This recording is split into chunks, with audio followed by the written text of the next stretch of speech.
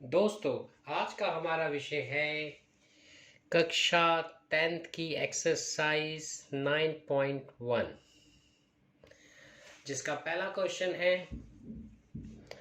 Circus का एक कलाकार एक 20 मीटर लंबी डोर पर चढ़ रहा है जो अच्छी तरह से तनी हुई है और भूमि पर सीधे लगे खंभे के शिखर से बंधा हुआ है।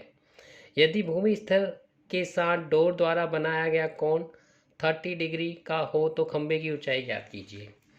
तो इसमें क्या करना है, इस क्वेश्चन में मैं आपको बता देता हूँ। ठीक है ना, इस तरीके से देखो, एक ये रस्सी आपने बांध रखी है खंभे से और ये ज़मीन पर इसको आपने किसी भी चीज़ से यहाँ पर ठोक रखा है इसको।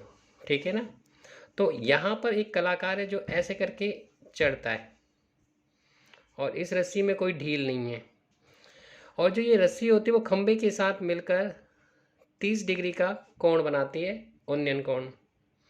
अब हमें पता है कि ये जो संरचना है आपकी, जो ये आकृति है, वो एक समकोण त्रिभुज बन गई। और हमें पता है समकोण त्रिभुज में आप क्या होते हैं, ट्रिग्नोमेट्रिक रेशो निकाल सकते हो, लगा सकते हो, जिससे कि आपको वो साइड निकल आएगी जो आपको गिवन नहीं है। तो इसमें भी हमने वैसे ही करना है। तो इसको कैसे करेंगे, ए बी सी डी एक समकोण त्रिभुज है, इसलिए जो सिन सी होगा, ठीक है, वो होगा ए बी अपॉन ए सी। अब ये हमने कैसे लगाया, ये सिन सी आएगा, ठीक है, या कोस सी आएगा या टेन सी आएगा। तो इसके लिए हम क्या करते हैं, दो तरीके होते हैं, पंडित बद्री प्रसाद हर हर बोले, या लाला आया लाला कच्चे कच्चे आम लाया। ठीक है, अब लाला आया लाला कच्चे कच्चे आम लाया, अगर आप इस तरीके से करोगे तो ये आपको रेशो मिलती है, वो आपको मिल जाती है सिन की, और ये मिल जाती है आपको कॉस की, और आपका लंब बटा आधार मिल जाता है आपको टेन की। अब अगर हम इसको रेसिप्रोकेट कर दें, उल्टा कर दें, तो आपको मिल जाएगी कॉसेक की और सेक की और कॉट की। तो इसका हो जाएगा कच्चे कच्चे आम लाला आया लाला। ठीक है, तो अब हमने क्या किया, ये देखा कि हमें, ठीक है ना, निकालना क्या है, हमें निकालना था ये खंबे की ऊंचाई, और ये हमें गिवन है। तो इसका मतलब ये होता है लंब, ये होता है कर्ण। तो लंब और कर्ण किस में यूज होते हैं, तो लंब और कर्ण यूज होते हैं सिन में, इसलिए हमने यहाँ सिन लिया है। ठीक है, 90 के बाद यहाँ पर जो एंगल बनता है उसका जो आप कोई भी नेमिंग करते हो, वो चीज़ आपने सिन के साथ लिखनी है, याद रखना है। अगर यहाँ ए होता तो यहाँ पर सिन ए लिखते, अगर यहाँ बी होता तो बी लिखते, लेकिन यहाँ सी है तो इसलिए हमने सिन सी लिखा है। Sin C is equal to A B upon A C, और सिन जो होता है वो होता है लंब बटा कर्ण, लंब बटा कर्ण। तो इसका मतलब ये हो गया कि ये जो ए बी है वो लंब है और ये जो ए सी है वो कर्ण है। अब हम क्या करेंगे, सिन जो सी है उसकी वैल्यू होगी साइन 30 डिग्री। ए बी का मतलब हो गया हमारे पास, ये तो हमें दिया नहीं है, ये तो खंबे की ऊंचाई है, नॉट गिवन। और जो ए सी है वो है आपके पास 20। अब टेबल से हमने सिन 30 की वैल्यू देखी, तो वो 1/2 is equal to A B upon में 20। अब इनको हम कर देंगे क्रॉस मल्टीप्लाई, ये हमने इसको क्रॉस मल्टीप्लाई कर दिया। तो इसका मतलब है ये जो 1 होगा इससे मल्टीप्लाई होगा, और जो ए बी होगा वो 2 से मल्टीप्लाई होगा। तो ए बी 2 से होके तो 2 ए बी हो गया, और 120 से मल्टीप्लाई हुआ तो 20 आ गया। अब हमें ए बी की वैल्यू फाइंड करनी है, ये यहाँ पर मल्टीप्लाई में, ये नीचे डिवाइड में चला जाएगा 20 के, तो 20/2 सिंपल किया आपने, इसको 10 आ गया। तो लास्ट में लिख दो कि अतः खंभे की ऊंचाई 10 मीटर है। अब इसका दूसरा क्वेश्चन आता है, आंधी आने से एक पेड़ टूट जाता है और टूटा हुआ भाग इस तरह मुड़ जाता है कि पेड़ का शिखर जमीन को छूने लगता है। ये देखो, ये आंधी से पेड़ जो पूरा देखिए स्ट्रेट खड़ा था आपको, तो आंधी के कारण वो ऐसे टूट जाता है, और टूटते ही इसका जो ये था क्या, शिखर, ये अब जमीन को टच कर रहा है और जमीन के साथ 30 डिग्री का उन्नयन कोण बना रहा है। ठीक है, तो अब आपसे पूछ रहा है कि ये इसका जो शिखर है ये इसके यहाँ से, ठीक है ना, इसके जड़ से या इसके पाद बिंदु से 8 मीटर की दूरी में। तो आपको पेड़ की ऊंचाई ज्ञात करनी है। पेड़ की ऊंचाई तो तब ज्ञात होगी जब पेड़ की ऊंचाई ये पूरी ऊंचाई है, तो इतना हिस्सा तो ये हो गया और इतना हिस्सा ये हो गया, जब ये प्लस ये होगा तो पेड़ की ऊंचाई पता चल जाएगी। तो इस तरीके से हमें इसमें दो चीज़ें निकालनी है।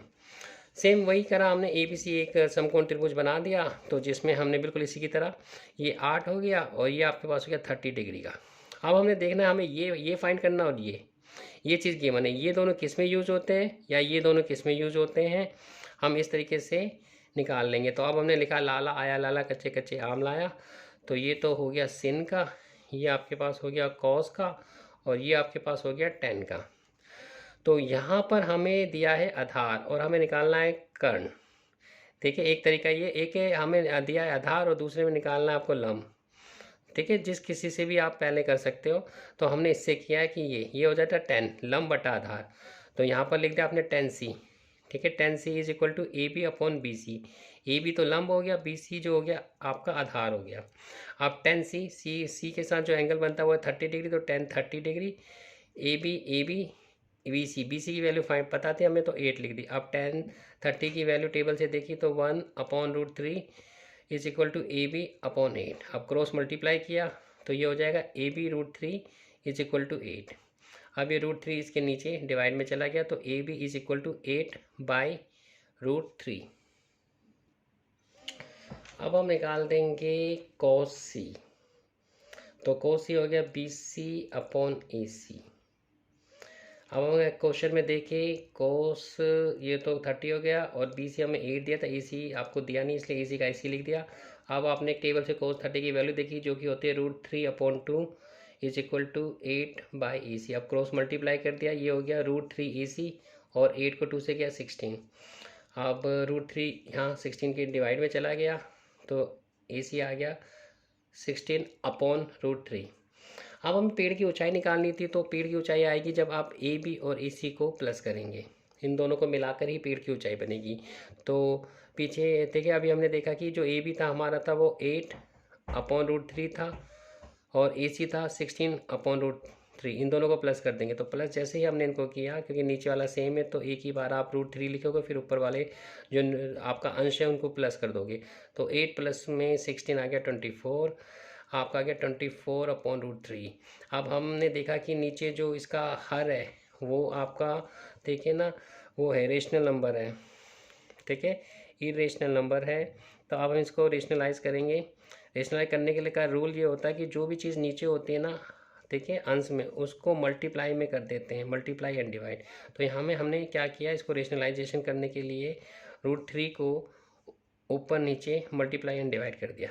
अब इसको इससे मल्टीप्लाई किया तो 24/√3, इसको इससे किया क्योंकि रूट से रूट किया तो रूट स्क्वायर हो गया, रूट स्क्वायर से रूट देखिए स्क्वायर ने रूट को क्या देखिए काट दिया, तो अब बचा 3, तो इसलिए ये 3 आ गया। ठीक है, तो अब हमने देखा ये और आगे कर सकता है कि 3 1 जा 3, 3 8 जा, तो आपका आ गया पेड़ की ऊंचाई 8√3 मीटर।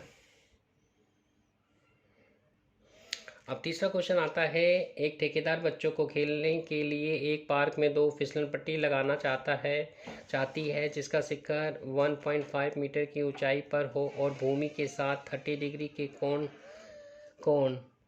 पर झुका हुआ है, जबकि इससे अधिक उम्र के बच्चों के लिए वह 3 मीटर की ऊंचाई पर एक अधिक ढाल की फिसलन पट्टी लगाना चाहता है जो भूमि के 60 डिग्री का कोण बनाती है। प्रत्येक स्थिति में फिसलन पट्टी की लंबाई ज्ञात करो। तो क्वेश्चन ये कहता है कि एक ठेकेदार है जो कि पार्क में 2 फिसलन पट्टी लगाना चाहता है, एक बड़े बच्चों के लिए एक छोटे बच्चों के लिए। और जो बड़े देखिए छोटे बच्चों के लिए होगी उसकी ढलान कम होगी और जो बड़े बच्चों के लिए होगी उसकी ज़्यादा होगी 60 डिग्री। ठीक है, तो इस तरीके से हमने 2 बना दिया। ठीक है, तो अब इनके शिखर भी दिए हुए हैं आपके पास। ये पहला छोटे बच्चों के लिए फिसलन पट्टी होगी, ये बड़े बच्चों के लिए फिसलन पट्टी होगी। इसमें जो ऊंचाई है 1.5 मीटर है और जो ढलान है वो है 30 डिग्री, और इसमें ऊंचाई है 3 मीटर और ढलान है 60 डिग्री। अब हमने क्या करना है, दोनों को अलग अलग सॉल्व करना है।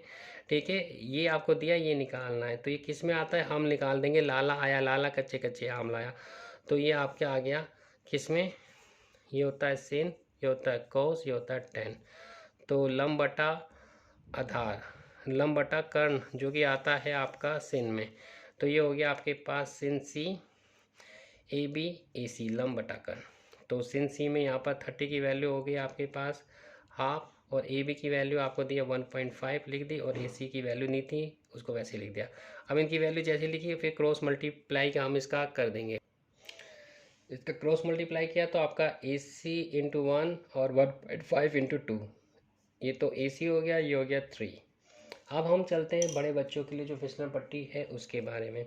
उसमें भी ऐसे लिखना है कि डी ई एफ जो है वो एक समकोण त्रिभुज है, तो साइन एफ देखिए डी ई डी एफ, ठीक है, ये सीन लग जाएगा आपके पास। इसमें भी sin cos 10, तो sin 60 हो गया। ये आपका डी ई जो था 3 था, डी एफ दिया नहीं है वैसे लिख दिया। अब sin 60 की वैल्यू होती है √3/2 is equal to 3 upon D F, और क्रॉस मल्टीप्लाई कर दिया तो ये हो गया डी एफ √3 और ये हो गया 6, ठीक है।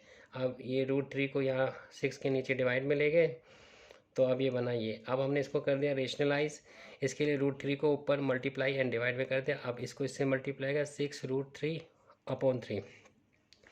अब हमने काटना तो काट सकते, 3 1 जा 3 2 जा, तो ये आपके पास है क्या 2√3, ठीक है। तो इस प्रकार अब हम आंसर के अंत में लिखेंगे, अतः छोटे बच्चों की फिसलन पट्टी की ऊंचाई 3 मीटर, बड़े बच्चों की फिसलन पट्टी की ऊंचाई है 2√3 मीटर। अब हमारा चौथा क्वेश्चन आता है, भूमि के एक बिंदु से जो मीनार के पाद बिंदु से 30 मीटर की दूरी पर है, मीनार के शिखर का उन्नयन कोण 30 डिग्री है, मीनार की ऊंचाई ज्ञात करो। ठीक है, ये एक भूमि की इस बिंदु से आपने मीनार के ऊपर देखा, ठीक है, 30 डिग्री पर, ठीक है, और ये जो बिंदु है वो है 30 मीटर इस मीनार से दूर, तो आपको मीनार की ऊंचाई ज्ञात करनी है। सिंपल है आपका, ये हो गया मीनार और ये आपको जो गिवन है वो हो गया आधार, तो मतलब लंब और आधार जिसमें यूज होता है वो आप यूज़ कर दोगे, जो कि होता है 10 में, ठीक है, sin cos और 10, तो हमने इसमें लगा दिया 10c A B upon B C, A B upon B C. अब 10 जो सी थी वो हो गया 10 30 डिग्री, ए बी अपॉन 30। अब 10 30 की टेबल में वैल्यू होगी 1 upon √3 is equal to A B upon 30, cross multiply कर दिया तो आपका ये आ गया।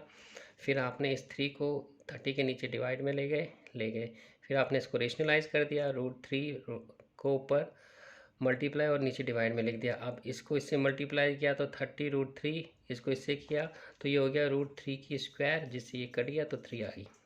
अब इसे और करना, और काटा होगा 3 1 जा 3 10 जा, तो आपका क्या 10 √3, ठीक है। तो इस तरीके से मीनार की ऊंचाई आपके पास आ गई 10 √3 मीटर। क्वेश्चन नंबर 5, भूमि से 60 मीटर की ऊंचाई पर एक पतंग उड़ रही है, ठीक है, 60 मीटर की ऊंचाई पर एक पतंग उड़ रही है, पतंग में लगी डोरी को अस्थायी रूप से भूमि के एक बिंदु से बांध दिया, इसकी डोरी को यहाँ पर भूमि के एक बिंदु से आपने बांध दिया, तो भूमि के साथ डोरी का झुकाव जो है वो है 60 डिग्री का, ठीक है। ये मानकर कि डोरी में कोई ढील नहीं है, इसमें कोई ढील नहीं है, बिल्कुल स्ट्रेट है, सीधी है, ठीक है। तो डोरी की लंबाई ज्ञात कीजिए, तो मतलब इसकी लंबाई आपको ये गिवन है, ये निकालना है। तो लाला आया लाला, कच्चे कच्चे आम लाया, ये हो गया साइन कोस और 10। तो हमें चाहिए ये लंब है और ये कर्ण है, ठीक है, लंब और कर्ण आता है साइन में, ठीक है, तो ये हमने लगा देना है। तो sine C is equal to A B upon में ए सी, ए बी आपका लंब है, ए सी आपका कर्ण है, तो साइन सी तो साइन 60 हो गया, ए बी आपका 60 हो गया, ए सी सेम, साइन 60 की value √3 is equal to 60 upon में ए सी, क्रॉस मल्टीप्लाई कर देंगे, देखिए आपने क्रॉस मल्टीप्लाई कर दिया तो ये √3 ए सी और ये 60 आ गया। अब ये 3 यहाँ पर डिवाइड में चला गया, फिर इनको रेशनलाइज कर दिया हमने सेम वे से। अब इसको किया तो ये तो आ गया 60 √3 और ये आपका रूट से रूट कट गया तो 3 आ गया। अब इसको सिंपलेस्ट फॉर्म में लिखा, 3 1 जा 3, ठीक है, 2 जा तो 2 0, तो 20 √3 मीटर। तो ठीक है, अब आपने ठीक है एंड में लिख देना है, अतः डोरी की लंबाई है आपका 20 √3 मीटर।